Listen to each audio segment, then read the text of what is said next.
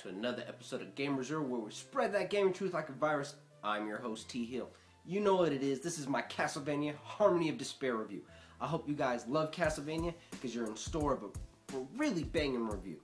I know I seem a little over-exaggerated, excited, because I'm a huge Castlevania fan, and I can't wait to give you this review. So let's get it in. Story. Exit. There is none. Guess what? This is a fan service game. You're not getting any story. This is all about what fans have asked for. You want more combat? Guess what, kids? You got it, son. So let's hop right on in. I can't do story. It's not a part of the equation. Let's jump into the meat and potatoes of the thing. Gameplay. Tight, precise, jumping, platforming, hacking, slashing, spellcasting, all the good stuff that you're used to with the Metroidvania type of game, it's in it. You know what that means? Super precise controls. If you suck, or if you're great, it's all on skill. You can't complain about the console or the game or oh my god, da da da. It's all about talent. There's lots of unique characters in this game. You want to play as Alucard? Guess what? They hooked you up. I don't know, Soma, Sonoa, Charlotte, Maria, Richter, Jonathan, you name it, big names in the series, it's in it. The character's in it. You want to play as Simon or hell, Fuma? Do you even know who Fuma is, kid? They're in the game. Cool thing about that is, every one of them plays uniquely.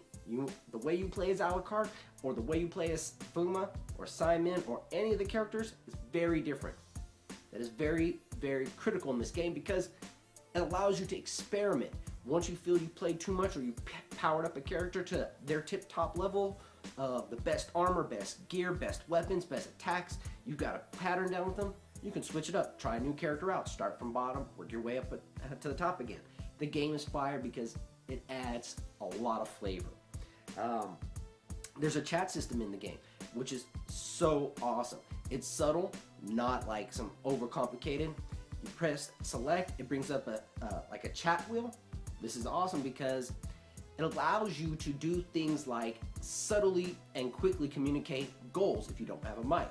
If you want to say, oops, shit, I messed up, you can select oops and your character might say, crap. I think that's Yoko that says crap. It's things like you have options like got it.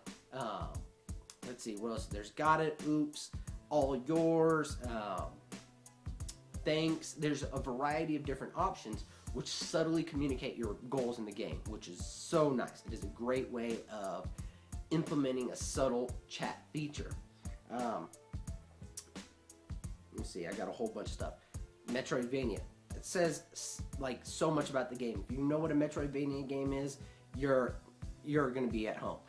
You can equip head, chest, feet, 2 weapons, or 1 weapon and a shield, different type of spells, 2 accessory items. The cool thing about it is, I say spells, but they're hunter powers, they're hunter skills.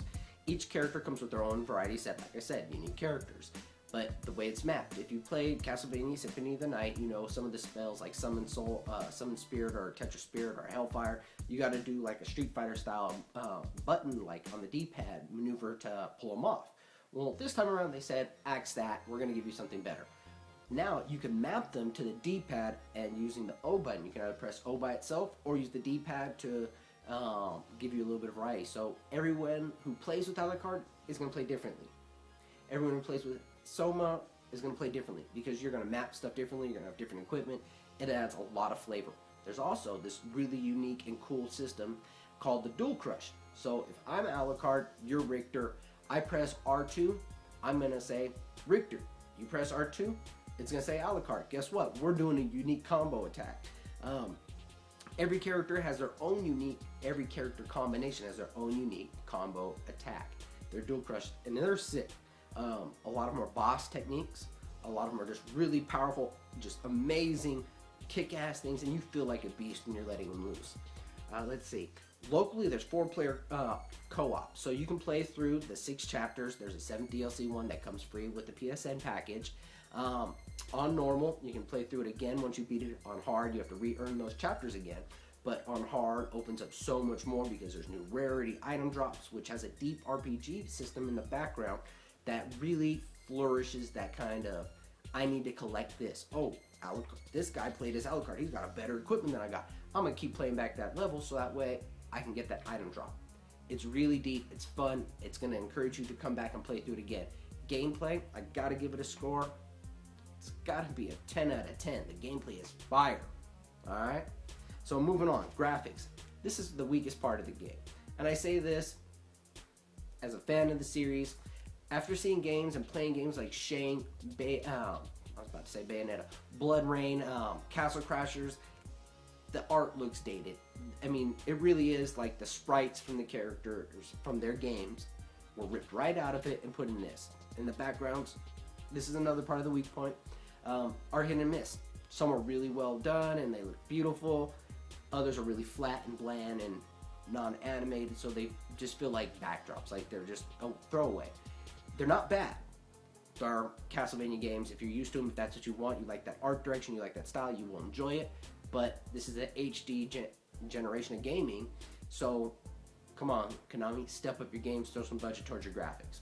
You know, if you're gonna make a sequel, hook it up, kid. Let's see. Like I said, it's a fan service. If you like this art and you like those games art and you don't want anything more, you're gonna get it. You're gonna be taken care of. So graphics, like I said, the weakest part, feels dated. Even one of the bosses is like really, really bad, like pixelated bitmap. Really bad. But for the most part, it's good, consistent. Have to give it a 7 out of 10. Graphics are good, not great. Moving along, sound. You guys know me, I'm not a big sound connoisseur.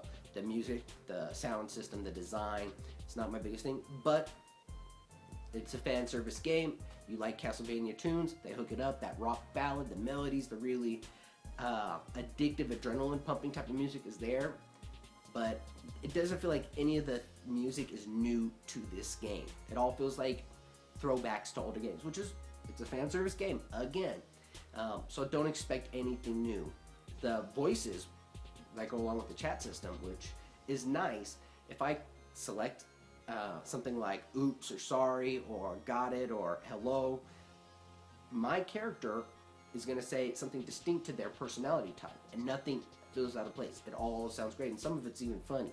So that part is nice.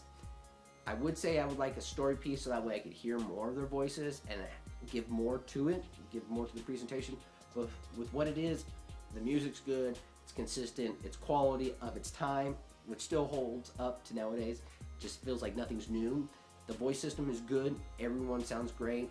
The sound of the enemies dying sounds good, high quality, polished. Hey, you know, when you kill some of them, it's pretty funny and sounds great. Spells all sound powerful, and that's something important. Some games do muffed sounds where it just sounds like simple and weak and pathetic. They don't, you know, it's what you're used to in the Castlevania franchise. So the sound and the music, I have to give it a 9 out of 10. It's really good, but not great because it's still, it feels like nothing's really new. It's just what you're used to with the franchise. So sound, 9 out of 10. Let's see, online. Online is the meat and potatoes of this game. And I say this in so many parts because one of the things the online does better than every single online game out there is foster a need to better yourself, a need to be competitive while at the same time not being detrimental to your teammates. Because like I said, it's 4-player local co-op, but online it's up to 6. And the way each one of us plays and the way, if you come prepared for a level, it has so much more of an impact on the outcome. Your scoring, your rare drops, but it's that rare drops that make the online so much more. When you see another player playing with, I don't know, Soma, and they have a Balm Away +1 or Sonic boots, and you only got your Mercury boots, and you don't have a Balm Away yet, they're going to be those players help you out a lot more. But it drives that competitiveness in you that says, I want that. I want to be a beast. I want to dominate some ass on this shit. I mean, it gets you pumped. You want to get in there. You want to stay in the nitty gritty in the boss's face. And it really pushes that with the online. The chat system helps so much because they have this item called a Water of Life. When you have the Water of Life, you can bring back a fallen teammate. This is essential because if you're not communicating, they may not be paying attention to when your character dies. So things to pay attention to. But the system does work well, so if I do die, I can communicate that effectively without using a headset. So it really encourages teamwork, real teamwork, co-op, not just competitive head-to-head. The competitiveness comes into play in the fact that there's a scoring system. So how fast you run the boss, how much gold you collect, how many boxes you chests you open, things like that, playing into the online competitive nature. When somebody's saying, oh, they post up a video, because you can record your sessions and say, oh, look at what I got. And they can be like, oh, I got a better score than that. Whoop-de-whoop-de-whoop. Drives you, drives you to push yourself farther and farther. And the online does that in spades. Plus, if you only like Alucard and you see someone playing with Charlotte, somebody, a character you may never even thought of playing with, but yet you see them online playing a certain way, it's going to drive you to want to play with them and get to experience them, because you're going to see the cool shit that the other characters do. So it encourages you to try other characters and be unique with your own playstyle. So if I have to give the online a score, I have to give it a 10 out of 10. This is one of the best online experiences I've had with any game, period. It's hot fire. Last criteria, replay. Essential in the game. Is your money, are you getting your bang for your buck? It's $15. There are 6 regular chapters. The 7th DLC chapter was included in with the PSN. Plus, if you go out and buy the DLC, there's 4 additional chapters and some music and some other characters like Richter, Maria, I think Simon and Fuma are the DLC characters. So there's that. The variety of characters, the rare drops, the ability to uniquely try out every character and test out every weapon, because there's a lot of stuff and a lot of variety, and none of that really good equipment is easy to get, so you're constantly pushing yourself harder to get the best weapon, to get the best armor, so you can beast out on somebody and just be like, I whooped it. That's how you want a game to be. You want a game to get you on fire, juiced. So, online. Let me see if I missed anything. Nope. It's competitive. The online, the replayability causes you, said online, the replayability and the competitiveness of it is because you are always striving to be better than the next guy. If you can't fight a boss, but yet 2 guys can go in there and fight a boss, you're going to want to get that gear. You want to be able to get your character up there. You want to be duking out the boss. In fact, you want to get that last hit on the boss so your luck gets thrown into the rare drop determining factor. You don't want somebody else's crappy luck getting shittiness. Also, the fact that rare part is so important, the rarity of these items. You have to play through some of these levels time and time again. So you're putting hours into this game. How many games push you like that?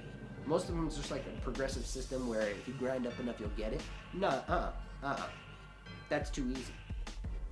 That's just saying, I know if I put in this many hours, I'm going to get this. No. People go hundreds of hours and don't get what they want. Some people put 2 hours in and they get lucky and they get it. That one person, I know people who have way better weapons than me. They don't got wing boots. I got wing boots. I know people who have wing boots like me, or they have sonic boots better than what I got. But guess what? I got my ball Moe and my Yasetsuna. They ain't fucking with that. So things to think about. It's great fire with this game. You gotta love it. It is an amazing game. Amazing.